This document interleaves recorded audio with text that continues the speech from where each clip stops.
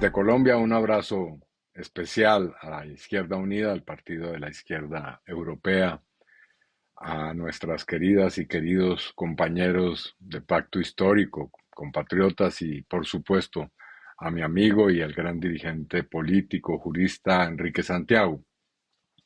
La lucha por la paz del pueblo colombiano es tal vez la más significativa desde el punto de vista democrático y de transformaciones en nuestra historia. Lo mejor que tenemos hoy en el país.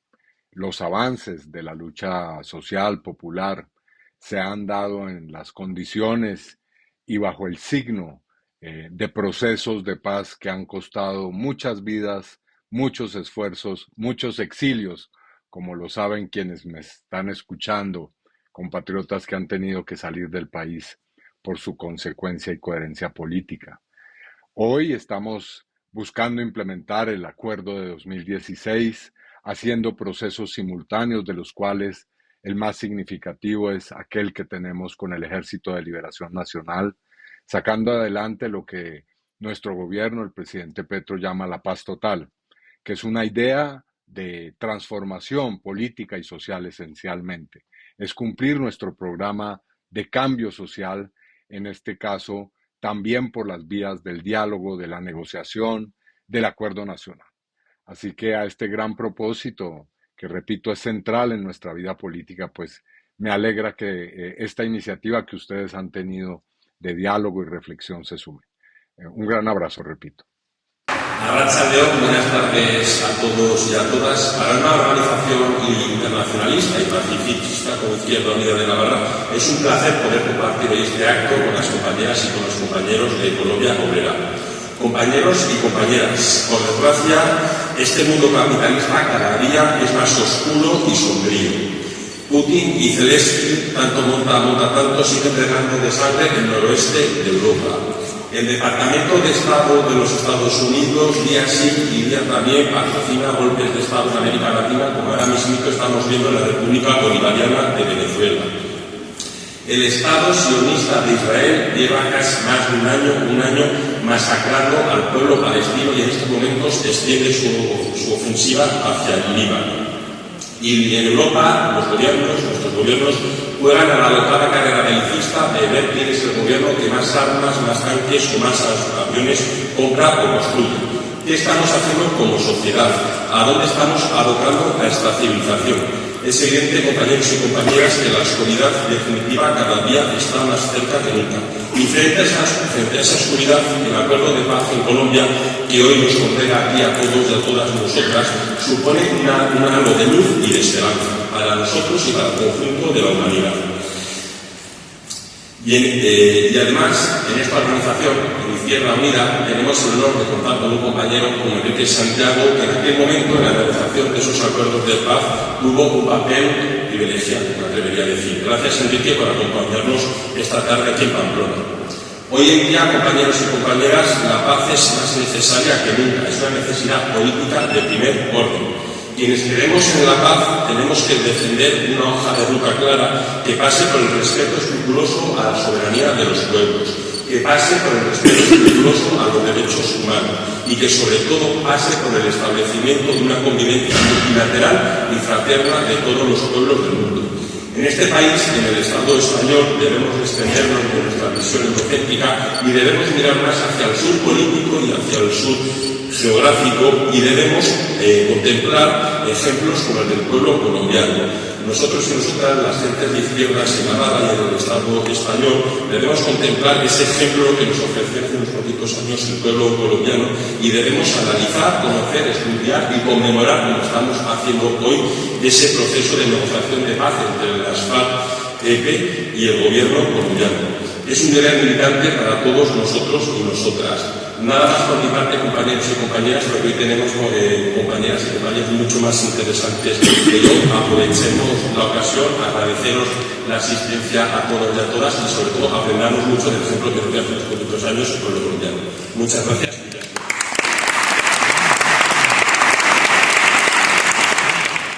Hay hombres que luchan un día y son buenos. Hay otros que luchan un año y son mejores. Hay quienes luchan muchos años y son muy buenos, pero hay los que luchan toda la vida. Esos son los imprescindibles. Bertolt Brecht. Enrique Santiago es un imprescindible. Participa activamente y desde hace varios años en la búsqueda de la paz de Colombia y del mundo.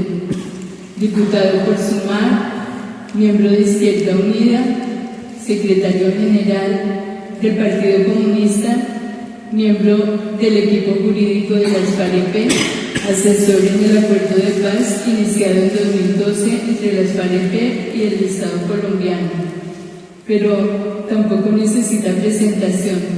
Debo contar aquí un secreto. Por tanto, estar Enrique buscando la paz en Colombia se ha convertido en un colombiano. Queremos darle también las gracias por su lucha incansable, invaluable por la paz en nuestro país.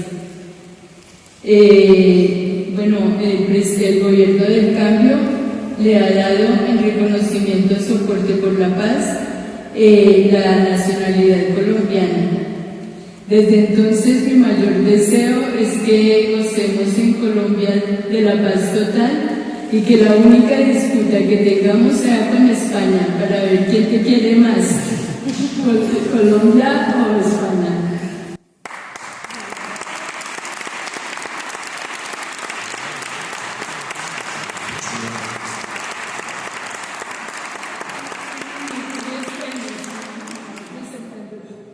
No, muchísimas gracias a todas las personas que han intervenido y a las que van a intervenir y por supuesto a ustedes que están aquí presentes, ¿no?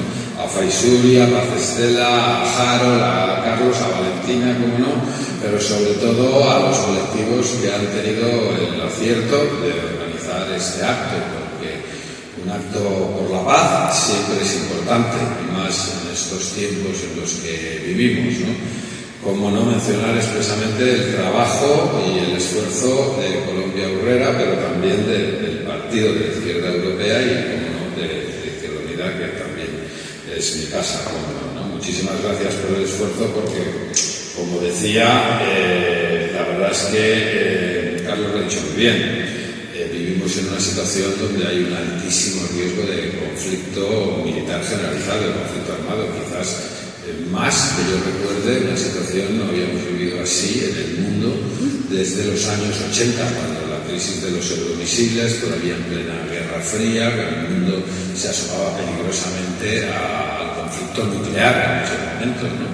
Y pensábamos que esta situación pues ya no iba a volver a ocurrir. Nos decían que era un problema de concertación de bloques militares, desapareció un bloque militar, quedó solo otro, y resulta que quedando un solo bloque, en vez de disolverse, que es lo normal, pues ese bloque militar, la OTAN, permanentemente ha estado aplicándose a buscar un enemigo que justificara, uno o muchos que justificaran su existencia y su permanente ampliación hacia el este, que nos está generando un conflicto, una situación de conflicto sumamente peligrosa. El conflicto que hay ahora mismo en Ucrania, ni que decir tiene que cuando un conflicto militar de esa envergadura se da en la frontera de una potencia nuclear, pues ni que decir tiene el alto riesgo de que eso derive en un conflicto nuclear. Creo que en este contexto es aún más importante hablar del acuerdo de paz en Colombia. La paz, dicen los juristas, que es el derecho síntesis. ¿Eso qué significa? Que si no hay paz es imposible disfrutar ningún derecho humano o disfrutar ningún avance, ninguna conquista social o popular. Da igual las conquistas que consiga el movimiento obrero, da igual las conquistas que consigan los movimientos sociales. Si no se consigue vivir en una situación de paz, todos esos derechos y conquistas en la práctica desaparecen. Cual es fundamental garantizar una situación de paz. Y Colombia ha sido un país realmente muy poco afortunado, porque a lo largo de su historia, yo iba a decir de su historia como república independiente, probablemente también antes, pero desde luego en toda su historia, desde los 200 años como república independiente, ha estado permanentemente asolada por la violencia política y la ausencia de paz.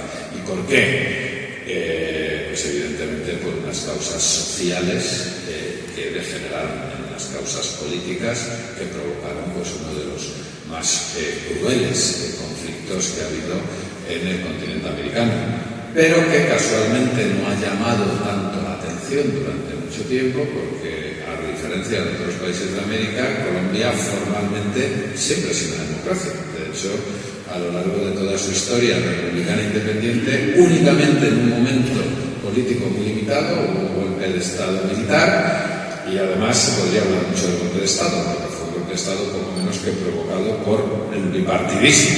Exactamente, ¿no? Eso además, pero a pesar de que formalmente no ha habido dictaduras como en el Cono Sur o como pues en Venezuela, una dictadura, en Centroamérica, dictaduras militares, sin embargo los niveles de violencia han sido absolutamente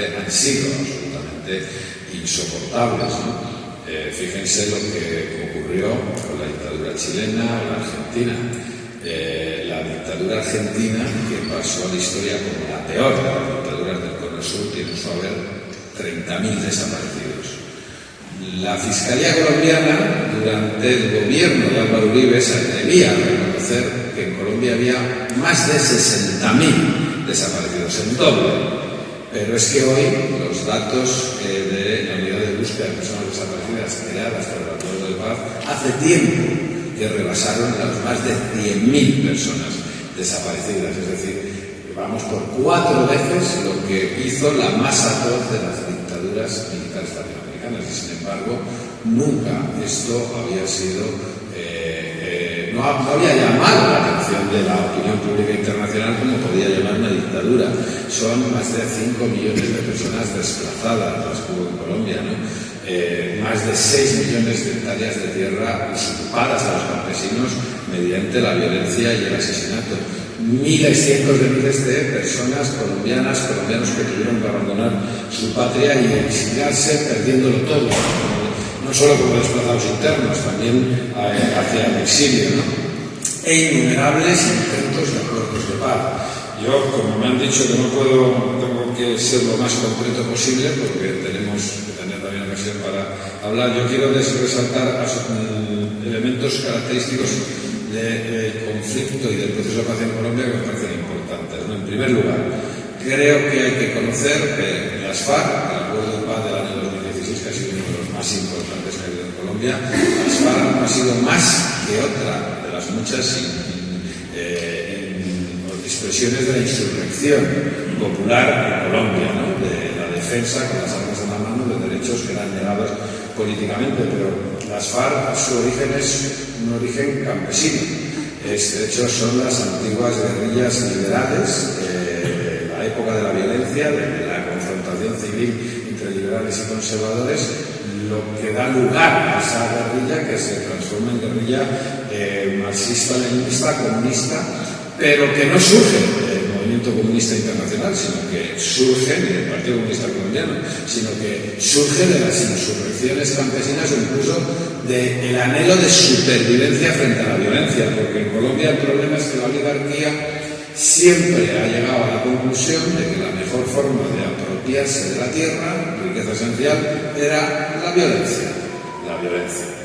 Y se ha utilizado políticamente la violencia para imponer gobiernos, regímenes y para, sobre todo, usurpar la riqueza, ¿no? Por eso ha habido muchos acuerdos de paz, intentos de procesos de paz.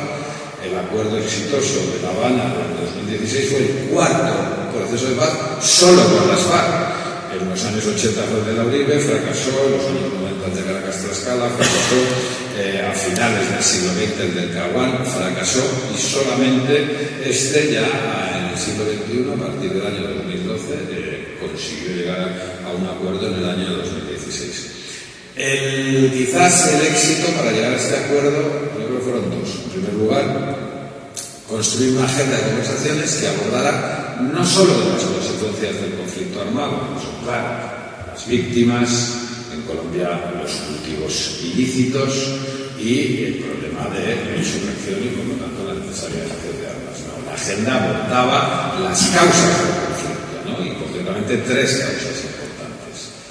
La primera causa, la reforma rural, es decir, el acceso a la tierra, la garantía de que a los campesinos no se les iba a seguir robando sistemáticamente la tierra mediante la violencia. En segundo lugar, la erradicación de la violencia política de la vida política colombiana, porque el problema es que en Colombia cualquier conflicto político se acababa resolviendo mediante la utilización de la violencia. Y en tercer lugar, una necesaria reforma política que estableciera unas condiciones de disfrute de garantías del sistema democrático. Y eso fue quizás el éxito, ¿no? No pretender abordar solo las consecuencias del conflicto, sino las causas para evitar que se erradicara. En un contexto muy importante, que creo que ayudó mucho, y esto hay que decirlo, probablemente si a partir del año finales del siglo XX, principios del XXI, no se hubiera puesto en marcha en América Latina, a consecuencia de la victoria de Hugo Chávez en las elecciones presidenciales de Venezuela,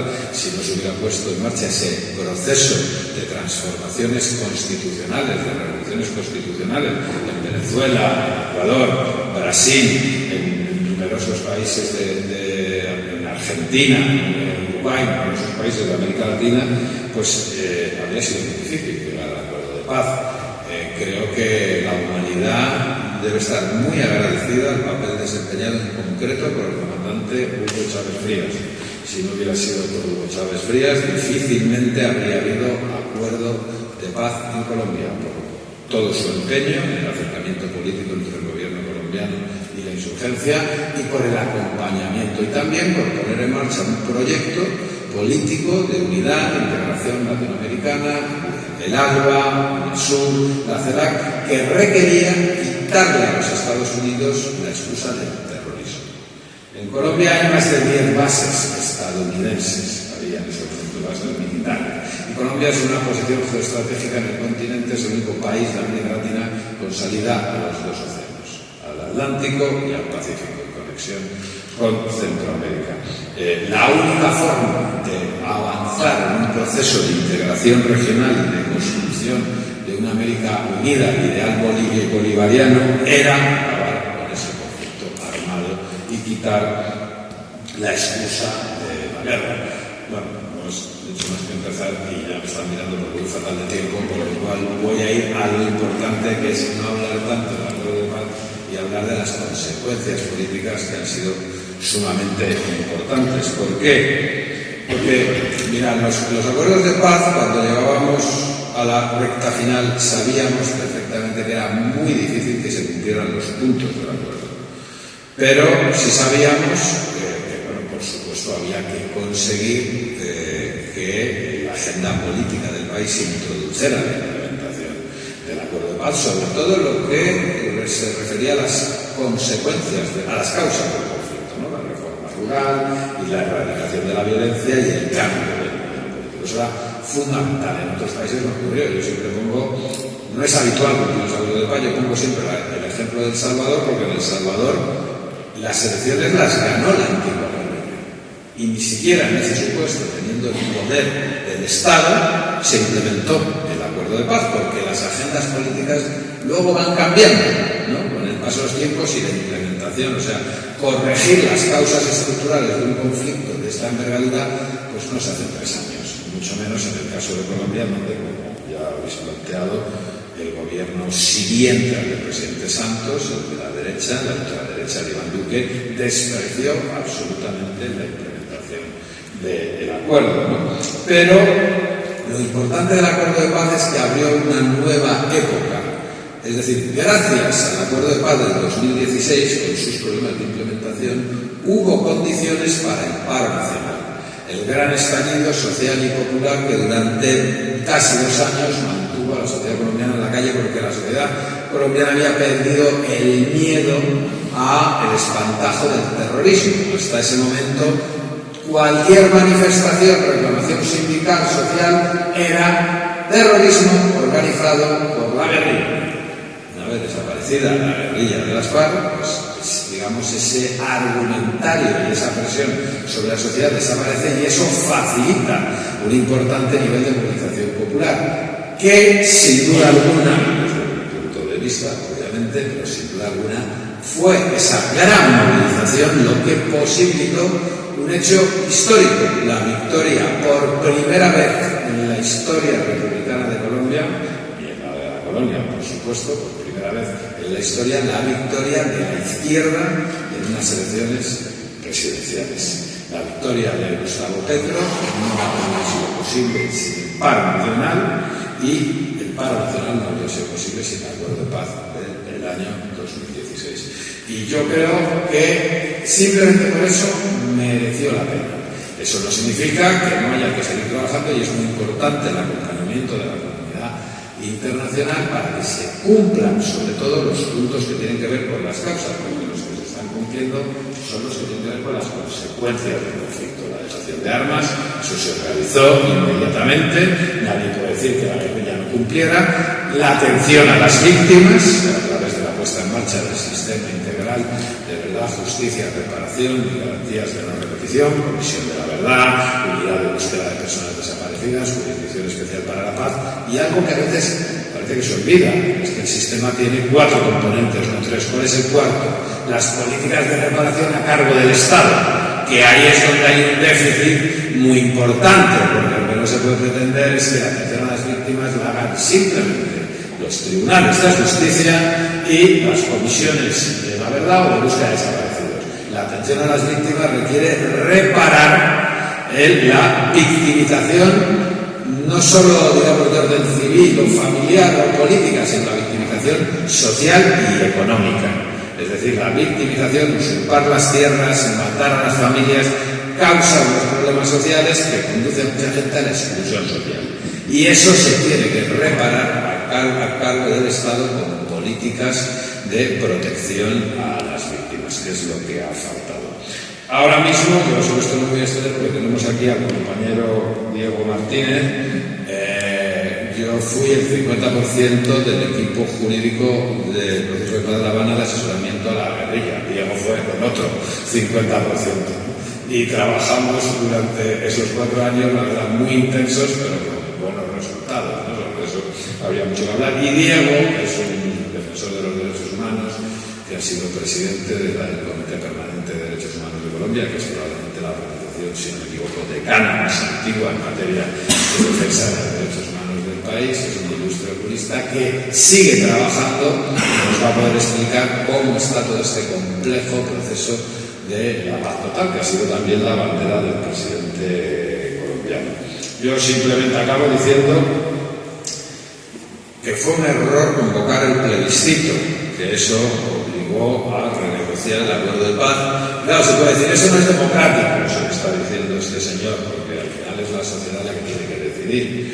Han dicho algunas de las compañeras que antes han intervenido que evidentemente el plebiscito fue manipulado, al igual que el del Brexit, porque además fueron simultáneos, con inteligencia artificial, con técnicas de inversión económica que no tienen los sectores populares, pero no lo digo tanto por eso, porque, vamos a ver, la paz es un derecho indisponible. Es decir, igual que la vida de una persona no se puede someter al resultado de una consulta, de un referéndum, la paz tampoco. La paz es un derecho indisponible de toda la humanidad, que la comunidad internacional y el sistema jurídico internacional tiene la obligación de proteger. Y eso incluye también protegerlo de cualquier resultado eventualmente influido por cualquier causa en una consulta que ocasione lo que ocasionó, que fue que se echara abajo por un escaso, además margen, 50.000 votos, en un país de casi 50 millones de habitantes, 50.000 votos, se echó abajo un acuerdo de paz que hubo que renegociar en peores condiciones, porque yo sí creo que el primer acuerdo de paz era mucho mejor para las víctimas, el segundo acuerdo de paz que hubo que renegociar a marchas forzadas, así el segundo es un acuerdo decente, ¿no? Pero acabo con eso, la paz es indisponible y no depende de cómo se levante por la mañana a la persona ni del sermón que oiga en la iglesia evangélica, que por cierto se aplicaron intensamente como uno de los principales actores para conseguir que la sociedad colombiana rechazara el acuerdo de paz. Muchísimas gracias, muchas gracias por esta iniciativa, y es muy importante el acompañamiento de la comunidad internacional para conseguir la implementación del acuerdo de paz, porque, y ahora sí que acabo, el acuerdo de paz establecía que a los campesinos colombianos había que entregarles 10 millones de hectáreas de tierra. Suena mucho, pero no es mucho en Colombia. A fecha de hoy no se han entregado 200.000 hectáreas. 200.000 de 10 millones que había que haber entregado. La diferencia es abismal y esa es la clave de la solución de ese conflicto, de los que quedan, y sobre todo de prevenir que no haya conflictos en el futuro.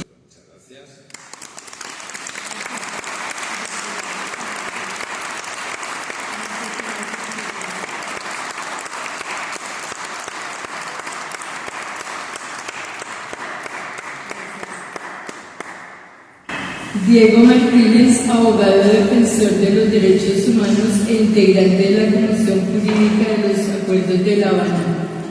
¿Os habéis dado cuenta ya de que esta es la noche de los imprescindibles?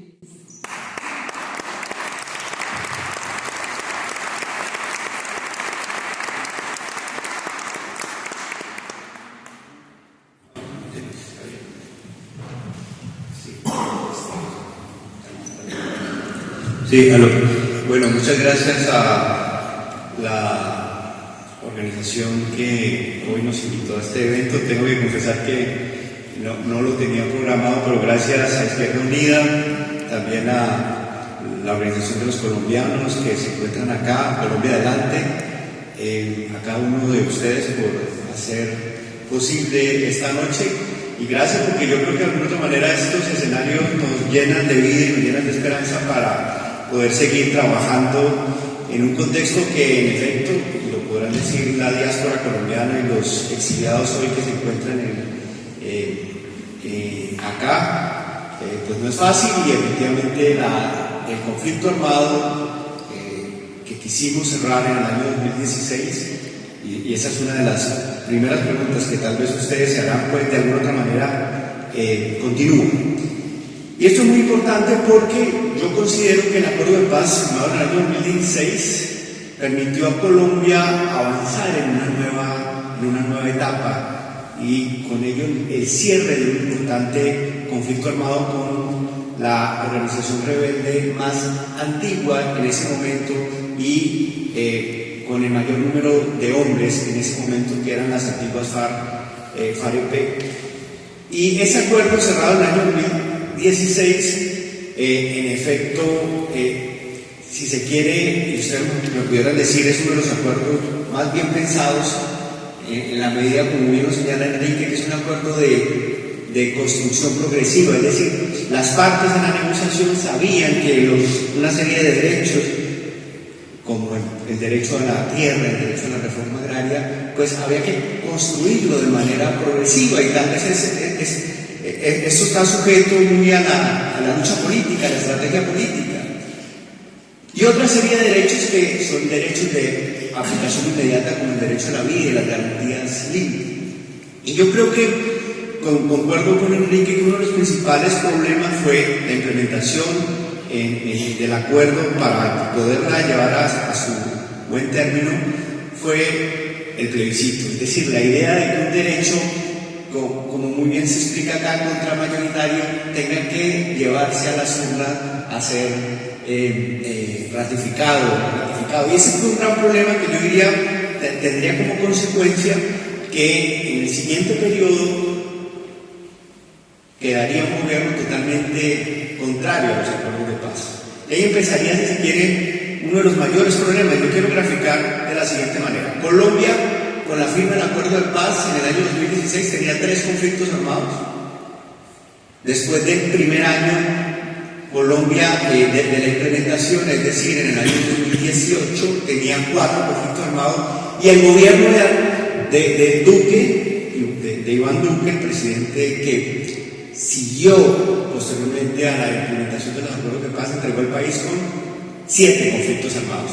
Es decir, duplicamos la cantidad de conflictos armados, y esto tiene una realidad, y es que en efecto hoy gran parte de la violencia, de mi criterio, tiene que ver con un incumplimiento sistemático de este gobierno, sobre todo del gobierno Iván Duque, en materia de implementación. Y es así como efectivamente hoy tenemos unos indicadores que durante el gobierno de Duque, los más de 7 millones de hectáreas que efectivamente había que otorgar a los campesinos sin tierra, pues los indicadores fueron de menos cero. En una situación donde los expertos internacionales recomiendan que los primeros años de la implementación deben ser los años más importantes para prevenir los riesgos, y era ilógico ver cómo las antiguas FARC, las organizaciones campesinas, le estaban diciendo al Estado: oiga, pero usted no llegó, el Estado nunca llegó a los territorios que finalmente las FARC abandonaron porque se disolvieron como estructura armada.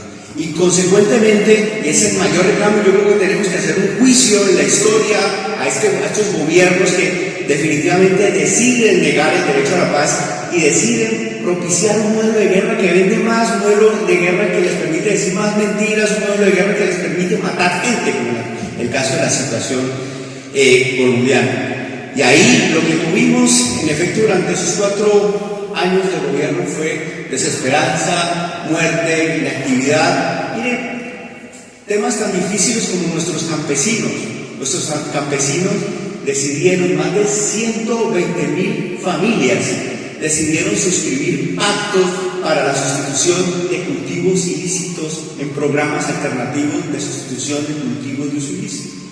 Y adivinen qué pasó. El gobierno decidió negar estos acuerdos, decidió no cumplir estos acuerdos con estas 120.000 familias. Claro, ¿qué le queda al campesino colombiano? Pues volver a cultivar la hoja de coca.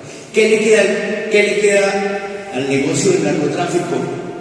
Tener que, en esa misma lógica, como es un negocio, como tú bien lo señalas, del capital financiero, pues efectivamente volvieron a surgir los ejércitos y ejércitos privados. En esta oportunidad, ejércitos privados que en su mayoría corresponden a una lógica de corrupción de las fuerzas militares, de cooptación de las fuerzas militares, y muchos de estos ejércitos privados son los que en alguna medida ejercen control territorial en el territorio nacional. Es lamentable, por eso el centro del acuerdo o de cualquier acuerdo es la firma, pero también el centro de cualquier acuerdo es que los acuerdos puedan cumplirse. Y eso es como mi segundo mensaje del día de hoy. Es decir, el acuerdo de paz firmado en el 2016 aún requiere concurso, porque fue muy importante el concurso de cada uno de ustedes, de la comunidad internacional, de gente como Enrique, que lograron impulsar y lograron rodear ese proceso. Y producto de ese proceso, en efecto, la sociedad colombiana, yo sí creo que despertó, porque tampoco quiero decir que todo fue negativo. La sociedad colombiana resurgió, la sociedad colombiana tuvo un nuevo aire, y ese nuevo aire consistió en la llegada por primera vez al poder. Yo creo que esto es histórico, por primera vez al poder de un presidente, un exguerrillero, ¿sí? Gustavo Petro, que dice uno de los el primer presidente que tiene el país, que corresponde a un proyecto claramente democrático y progresista, de izquierdas. Y en efecto, Gustavo Petro ha planteado dentro de sus grandes retos la construcción de una paz total. Muchos han criticado este proyecto de paz total, es muy ambicioso, pero la paz siempre es ambiciosa. Y este proyecto de paz total me parece que, si ustedes lo quieren entender, son 3 grandes componentes: un componente ambiental, un componente territorial y un componente de diálogo y participación, que lo hemos visto recientemente por primera vez. Yo creo que son logros pequeños, pero por primera vez el gobierno nacional logró la aprobación de una ley en el Congreso de la República que le quitó los jóvenes a la guerra. En Colombia el servicio militar era obligatorio, y lo es el servicio en las fuerzas militares. Pero por primera vez tenemos hoy un servicio social alternativo. Mire, antes se hacían redadas, detenciones masivas contra jóvenes que salían de sus colegios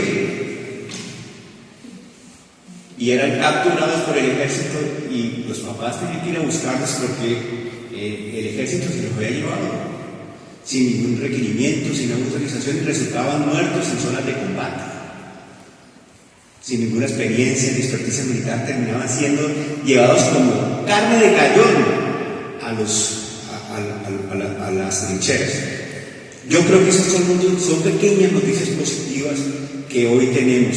La paz total, en esencia, hoy tiene dos caminos: un camino de diálogo con organizaciones políticas, en este caso organizaciones políticas como el ELN, la Segunda Marquetalia y otra serie de organizaciones no políticas como que estaban en el eje de la política de paz total. El presidente Petro, y lo demuestra la literatura universal y los expertos sobre este tema, es más productivo y es más válido siempre acabar el crimen y acabar la delincuencia organizada y siquiera factores estructurales que generan el conflicto a través de la negociación. Durante 4 años, y por eso tal vez la actual situación de violencia, no solo tuvimos el incumplimiento de los acuerdos de manera progresiva, sistemática y con simulación de la implementación, porque venía el gobierno aquí a Europa, a los entes de control y supervisión, a los países garantes, a la segunda misión, y decía: mire, estamos cumpliendo, pero cuando en realidad ustedes miraban el papel, se estaban robando la plata de la implementación, que era y lo digo, era aún más grave. Familias enteras denunciando, estas 120.000 familias, muchos cargos, estas 120.000 familias que decidieron acogerse a los procesos de sustitución, pues nunca les cumplieron, pero además se les robaban la plata, que era peor que el cumplimiento. Yo creo que, en efecto, la paz hoy en Colombia está en riesgo. La paz en Colombia está en una situación delicada, ¿no? Por eso tenemos que seguir haciendo los mayores esfuerzos, sobre todo para que puedan salir avante varios diálogos. Y me parece que si ustedes quieren seguir apoyando, me parece que es muy importante apoyar los diálogos con el Ejército de Liberación Nacional. Hoy están en una situación difícil, suspendidos, producto de una serie de decisiones de las partes que me parece que tienen como consecuencia que el diálogo hoy se encuentra afectado. Pero por el otro lado, yo creería que en este proceso de la construcción de la paz total, los procesos de memoria, hay un sector del establecimiento que se niega a que la impunidad desaparezca y que se niega a que la verdad pueda ser esclarecida, y esa verdad que la construimos a través de unos instrumentos que se crearon en La Habana, a través de un informe de la Comisión de la Verdad, una unidad de búsqueda, una jurisdicción especial para la paz, hoy tiene grandes enemigos. Me alegra decir que en cierta medida el sistema que ayudamos a crear de alguna otra manera está avanzando en procesos de investigación de falsos positivos, de esclarecimiento de responsabilidades de generales. Sin embargo, es necesario una presión de toda la sociedad civil nacional e internacional, porque de alguna otra manera existen sectores de presión que quieren que este sistema, pues, ni las conclusiones de la Comisión de la Verdad se puedan materializar, ni los hallazgos que puede encontrar la Jurisdicción Especial para la Paz puedan subir a otros niveles. Miren, la primera vez que todos los expresidentes de este país estuvieron de acuerdo cuando creamos la Jurisdicción Especial para la Paz con Enrique, al día siguiente todos los expresidentes del país estaban diciendo: yo quiero que me saquen de ahí, porque yo no me voy a someter a un tribunal que sea capaz de investigar, que sea capaz de condenar graves abusos y graves violaciones de derechos humanos, no solo cometidas por un sector de la insurgencia, sino también cometidas por agentes del Estado, que en su mayoría representan más del 80% de las violaciones de derechos humanos en el país. Los retos de la paz total yo creo que son esos: la participación activa de la sociedad civil y sobre todo de cada uno de ustedes, la búsqueda de la memoria, y sobre todo nosotros poder, si se quiere, en estos 2 últimos años, creo que van a ser grandes los retos, van a ser, si se quiere, grandes los esfuerzos para poder por lo menos dar un paso definitivo a la solución de las causas estructurales del conflicto y de estos conflictos armados, porque de alguna u otra manera lo que estamos viviendo hoy, con esta carencia de implementación, con esta carencia de un aparato institucional que no permite, si se quiere, poder asignar de manera mucho más rápida la adjudicación de tierras, que es un problema real. Ustedes preguntarán por qué no funciona la adjudicación de tierras, sencillamente porque hay un aparato institucional que no permite, hay un choque institucional que no permite la compra rápida, ni siquiera la expropiación por vía administrativa, como cuando usted va a construir un metro en una ciudad, usted va a construir una obra de gran interés, usted tiene que expropiar administrativamente. Pues no, esta es una de las mayores arqueras para decirles hoy que por eso Colombia hoy reposa en estas cifras de más de 200.000 hectáreas que se han avanzado, pero esto comparativamente con las 47.000 del gobierno Duque es un escándalo, sigue siendo un escándalo y sigue siendo una necesidad.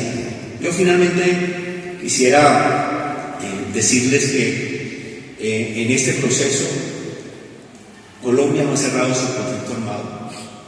Es muy importante que la comunidad internacional siga apoyando el proceso de implementación. La firma del acuerdo de paz no significa la terminación de los conflictos, pero sí significó la victoria estratégica del movimiento social y movimiento popular de poder avanzar con otra estrategia y con otra forma de lucha por las reivindicaciones. Y yo creo que si hay algo importante que ustedes nos pudiesen acompañar en este camino, es por la defensa del derecho a la vida y las garantías de los dirigentes de la izquierda, los dirigentes populares, los defensores de derechos humanos.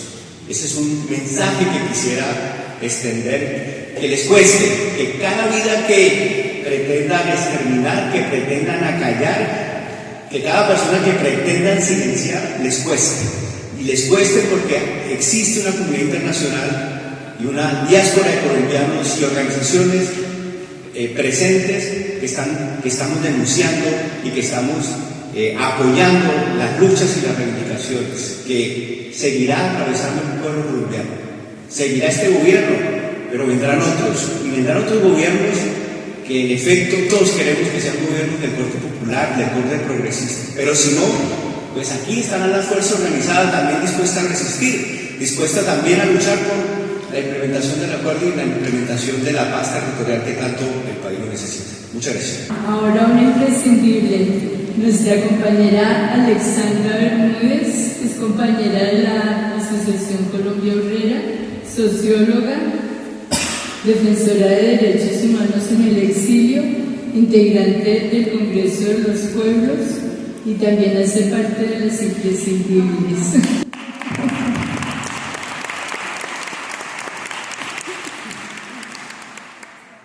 Me ha emocionado mucho la canción porque está dedicada al Socorro, el pueblito de la región donde yo soy, Santander, soy santandereana.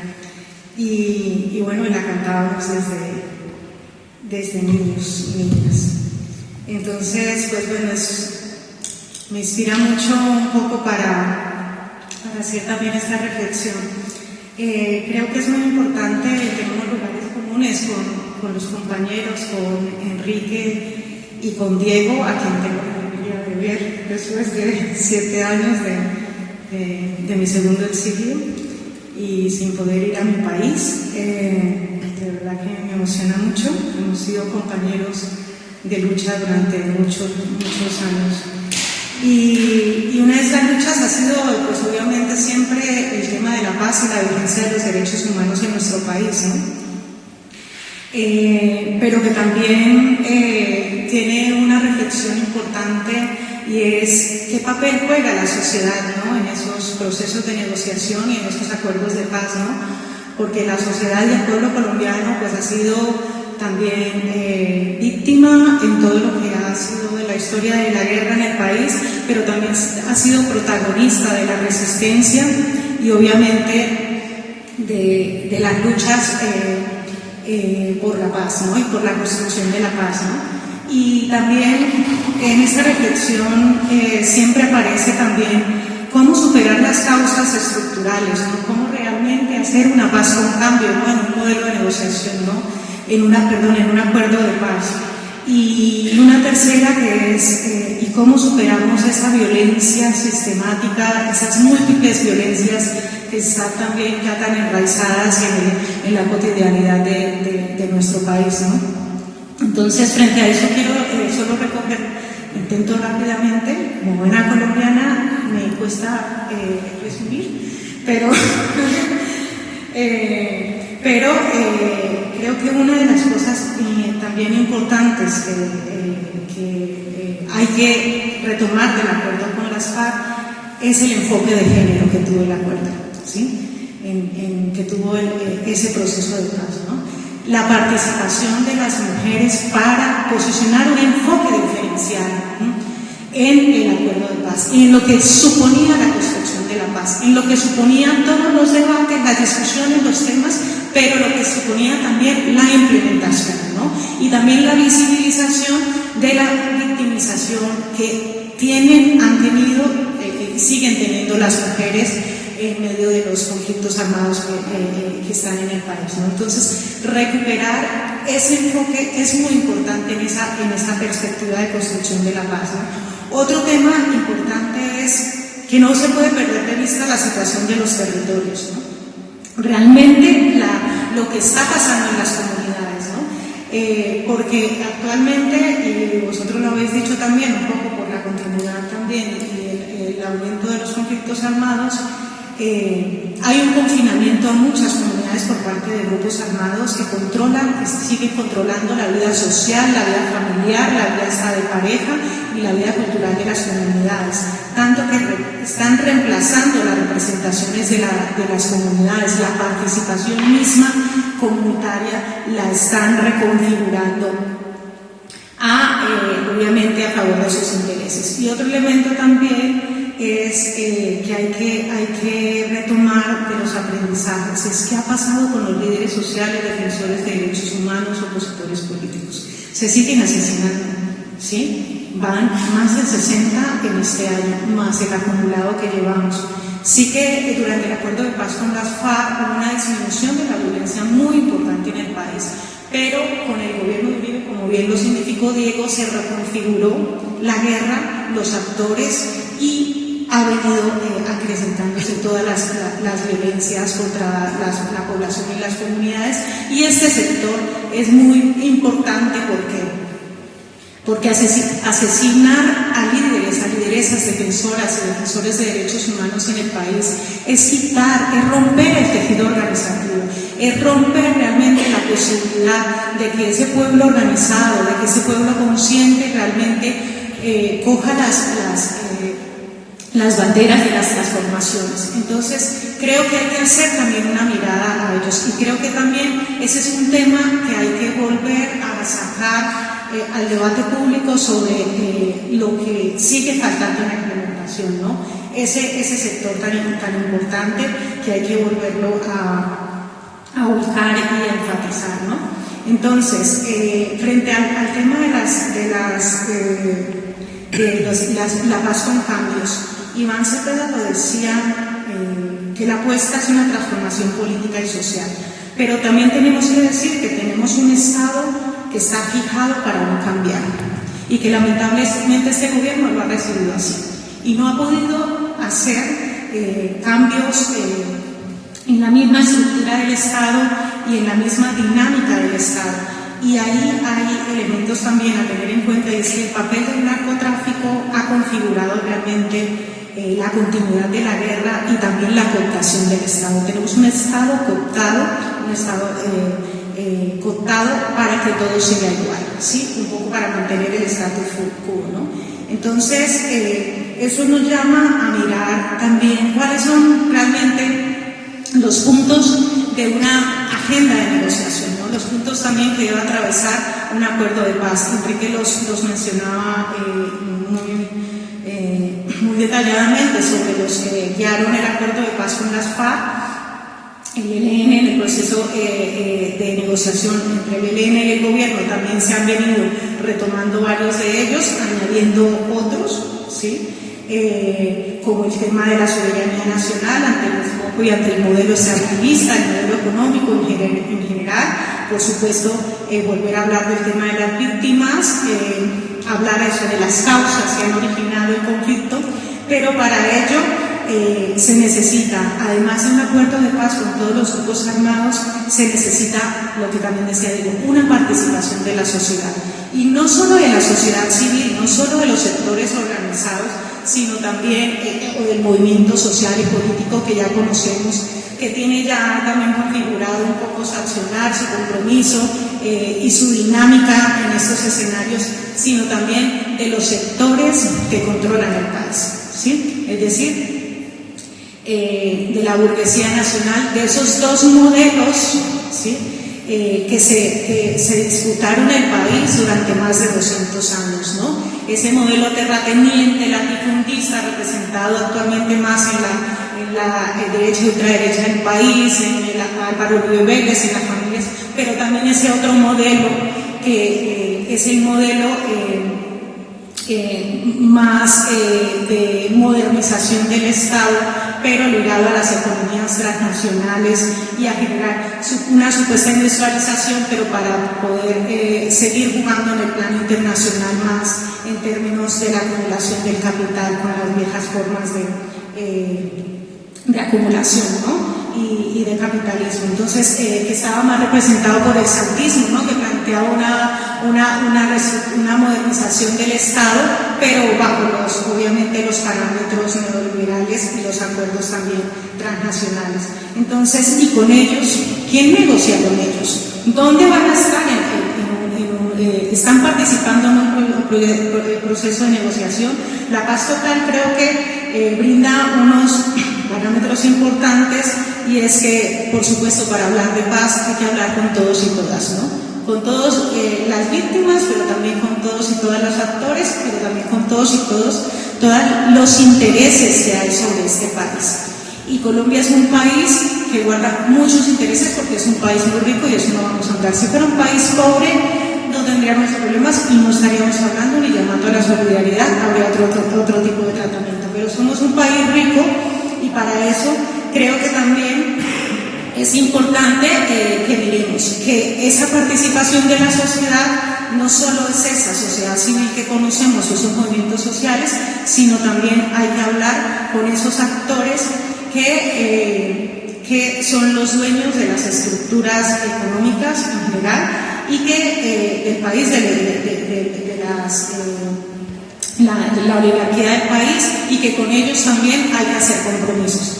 Porque bien, se pueden llegar a acuerdos con todos los grupos armados, pero si no cambia el modelo económico y no se transforman las estructuras económicas del país y se generan nuevas relaciones de producción, también pues va a ser muy difícil. Pero también esas transformaciones, ese debate, yo creo que tiene que pasar también por discutir también la economía política mundial y cómo actúa y cómo también hace presencia en estos países como los nuestros. Entonces, a veces también, y otro elemento para hablar un poco más de la participación, es que leemos a veces a Colombia últimamente desde el triunfo en las urnas, pero no desde el sujeto histórico y popular que se movilizó en esa coyuntura, que se sigue movilizando, y la situación que tiene actualmente. Y creo que es importante traerlo aquí, porque ese sujeto es el que va a ayudar realmente a transformar el país, ¿sí? Ese sujeto no es un sujeto solo reivindicativo, es un sujeto propositivo, es un sujeto que se ha venido movilizando durante esos 200 años, que sigue movilizándose, que sigue resistiendo, que sigue poniendo los muertos y que sigue planteando proyectos y propuestas de país, y que son los que siguen confrontando, y que también le está diciendo a este gobierno: hay una promesa de cambios, ¿dónde están los cambios? Vamos a hacerlo entre todos. Pero ese es el sujeto que va a empujar realmente las transformaciones. Entonces a ese sujeto también hay que protegerlo. Y también desde ahí también plantear nuevas relaciones de trabajo, nuevas relaciones de colaboración, para que realmente puedan venir esos cambios. Entonces es importante poner en el centro ese sujeto histórico y también trabajar desde todas esas perspectivas que viene planteando ese sujeto para generar los cambios en el país, y que son cambios también en los que interviene la llamada comunidad internacional, en lo que también necesitamos el apoyo del internacionalismo para plantear realmente esas nuevas relaciones sociales, de producción, de trabajo, y también de perspectivas de futuro que sean respetuosas, que sean decoloniales, que sean feministas, que sean colaborativas e interdependientes, que sean ecologistas, que recojan realmente todas esas situaciones de cosas y esas necesidades. Entonces no hay que olvidar, hay un sujeto en Colombia que sigue luchando, que hay que protegerlo y que hay que también acompañarlo para que esos cambios se den, porque quizás ahora no se han dado cambios, pero alguien lo decía, creo que la compañera Maite en otro diálogo, pero lo que se ha transformado es la posibilidad de seguir proponiendo y de poder hablar y seguir viviendo en el país, y de eso tenemos que agarrarnos, ¿no? De que esto es una apuesta por la vida y de que es una apuesta por la humanidad, y que estas reivindicaciones también pueden alimentar y ayudar, obviamente, a la paz en el mundo. Muchas gracias.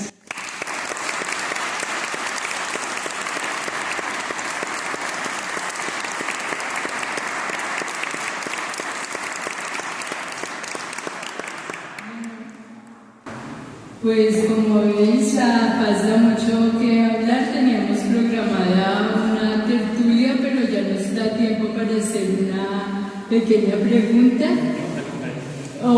Y quedamos citados para el próximo evento. Pues bueno, tenía muchísimas preguntas, trataré de hacer de tres una. La JEP no pudo juzgar a los paramilitares denominados bisagra que actuaron con las fuerzas militares. Tampoco juzgó empresarios financiadores. ¿Qué se hará con esta impunidad antes del cierre de la JEP y dentro de la paz total?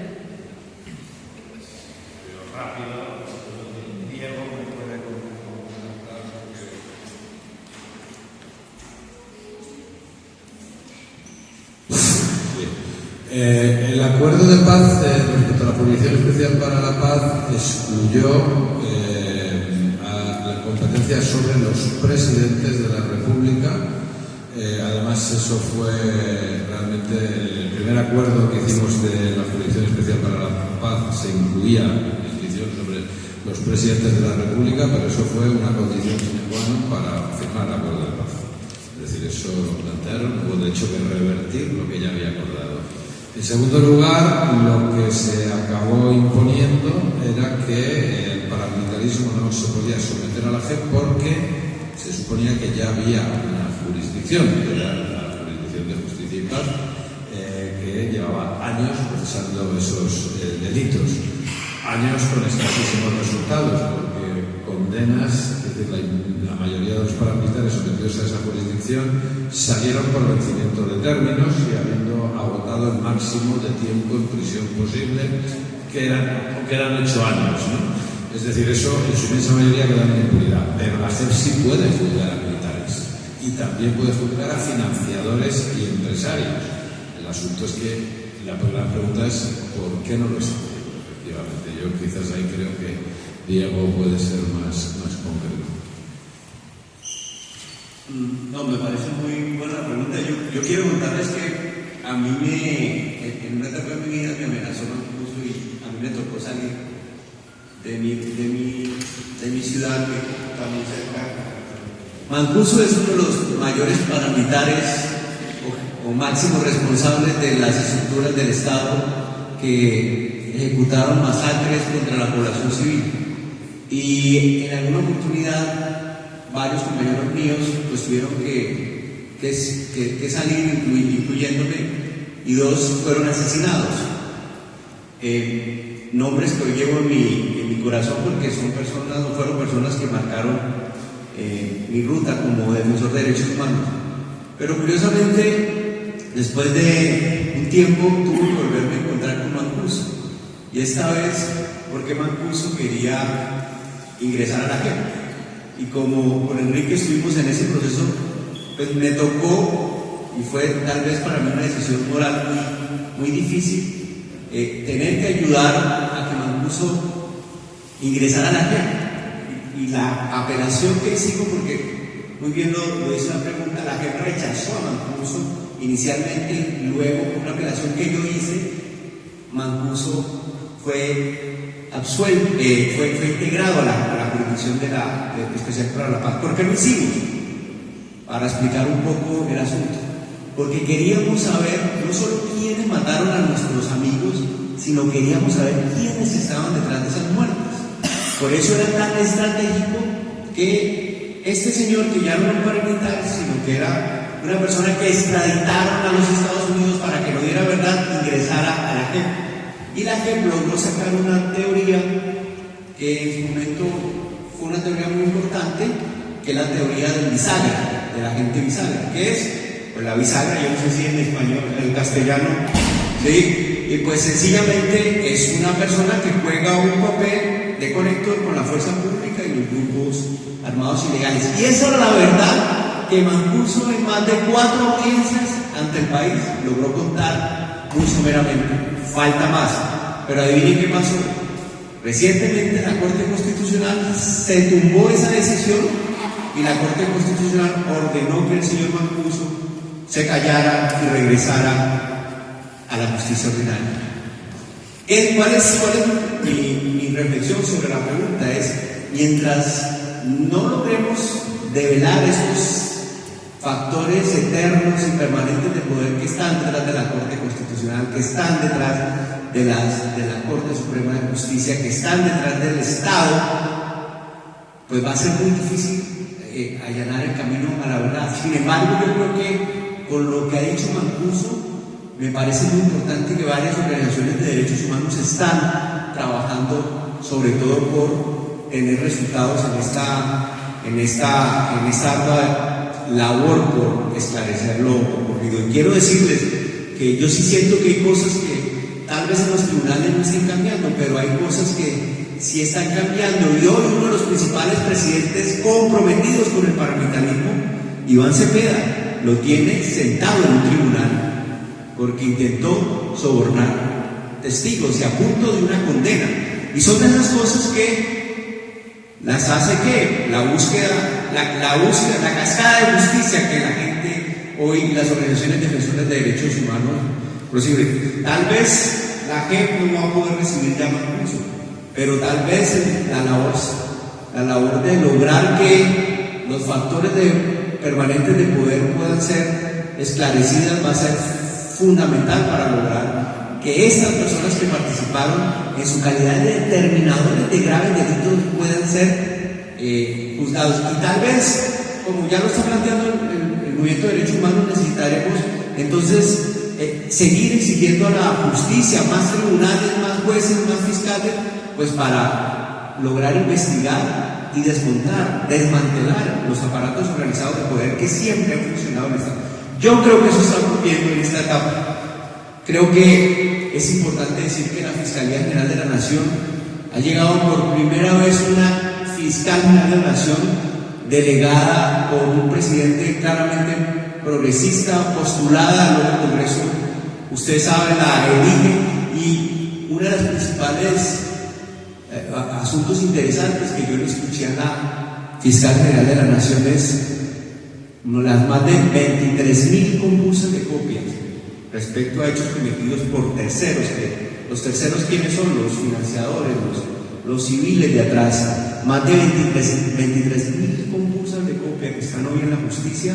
Pues yo estoy viendo que esa ha sido una prioridad en la Fiscalía en esta nueva etapa, y para mí eso es muy importante, porque no se podrá esclarecer todo lo que ocurrió, pero si logramos por lo menos mantener y seguir acusando a los responsables y determinadores de graves hechos, yo creo que esa es una tarea que no para, ¿cierto? Y que efectivamente el acuerdo de paz, quiero decirlo, que el acuerdo de paz logró impulsar sin las verdades que alcanzaron a escudriñarse gracias al acuerdo de paz, pues muchas de las cosas que hoy están ocurriendo, pues no ocurrirían. Sumado a la actividad de las organizaciones defensoras de derechos humanos y las víctimas de los crímenes de Estado que han sido tajantes y pujantes en esto. Por eso, si yo envío un mensaje hoy, tiene que ver que tenemos que seguir apoyando el trabajo de los defensores y las defensoras de derechos humanos, porque mucha gente piensa que, como usted se fijó un conflicto armado,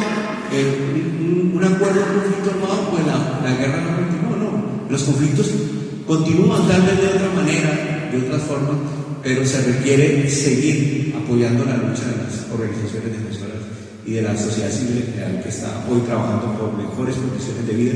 Y por primera vez, como decía, ciertos sectores del establecimiento están interesados en poder escudriñar qué fue lo que realmente ocurrió.